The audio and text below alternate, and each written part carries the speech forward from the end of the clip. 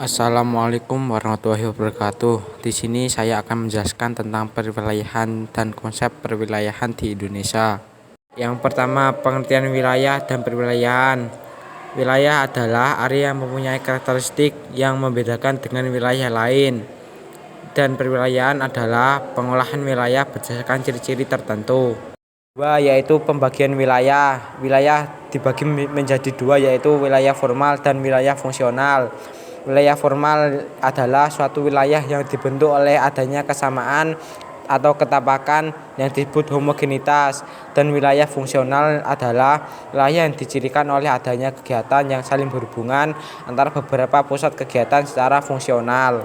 Yang ketiga, ciri-ciri wilayah formal. Ciri-ciri wilayah formal ada dua, yaitu memiliki suatu keseragaman atau homogenitas dalam suatu wilayah. Yang kedua, keseragaman yang dapat berupa karakteristik fisik atau alam maupun karakteristik non-fisik atau sosial budaya. Kelima, yaitu ciri-ciri wilayah fungsional. Ciri-ciri wilayah fungsional dibagi menjadi lima, yaitu memiliki ciri heterogenitas yang dapat disebut sebagai organik region, fungsional region, dan nodus region.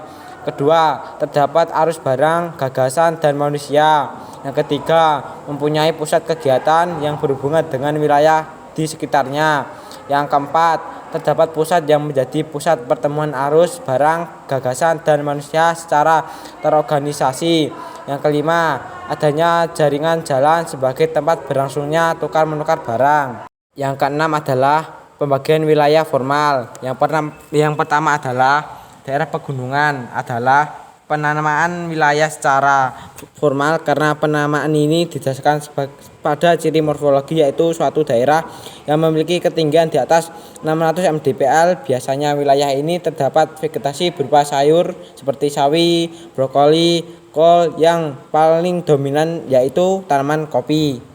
Yang kedua, yaitu lahan pertanian adalah penamaan perwilayahan secara formal karena penamaan ini didasarkan pada ciri-ciri tanaman dan pengelolaan lahan. Tanaman yang diusahakan umumnya tanaman pangan atau tanaman sayuran seperti jagung, padi, kacang, kol, dan lain-lainnya. Yang ketiga, yaitu perkotaan. Perkotaan adalah penamaan perwilayahan secara formal karena penamaan ini didasarkan pada ciri-ciri permukaan dan jaringan jalan. Permukaan ini pada umumnya padat dan tersebar secara merata di sekitar jalan yang terdapat menjangkau dan menghubungkan dengan daerah lain. Memiliki susunan fungsi kawasan sebagai tempat pemutusan distribusi pelayanan, jasa pemerintahan, dan pelayanan sosial serta kegiatan ekonomi. Yang ketujuh, yaitu pembagian wilayah secara fungsional. Yang pertama, wilayah konvensi merupakan suatu wilayah daratan atau lautan yang dilindungi karena memiliki keistimewaan atau perwakilan ekosistem, kondisi geologis atau fisiologi, dan spesies tertentu yang penting bagi ilmu pengetahuan atau pemantauan lingkungan.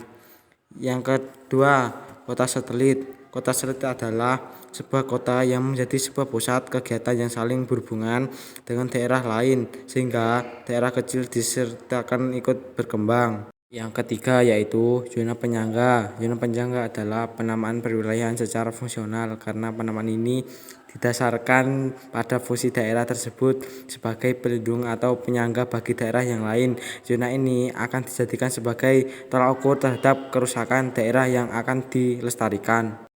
Yang ke-8, yaitu regionalisasi.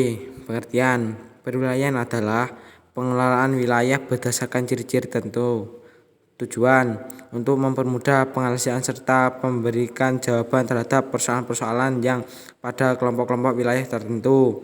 Pembagian berdasarkan kriteria tertentu, administrasi, sosial, fisik, ekonomi, dan geografis. Yang terakhir adalah perwilayahan. Perwilayahan dibagi menjadi 4, yaitu atmosfer, biosfer, hidrosfer, dan litosfer.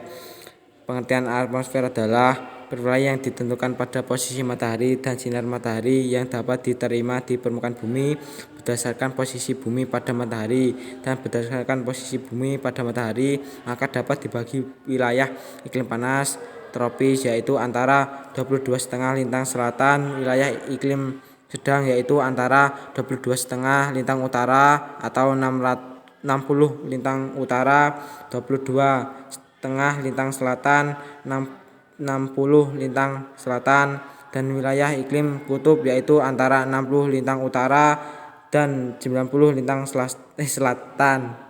Kedua yaitu fenomena litosfer yang akan dijadikan dasar klasifikasi adalah berdasarkan batuan, kemiringan lereng dan tanah.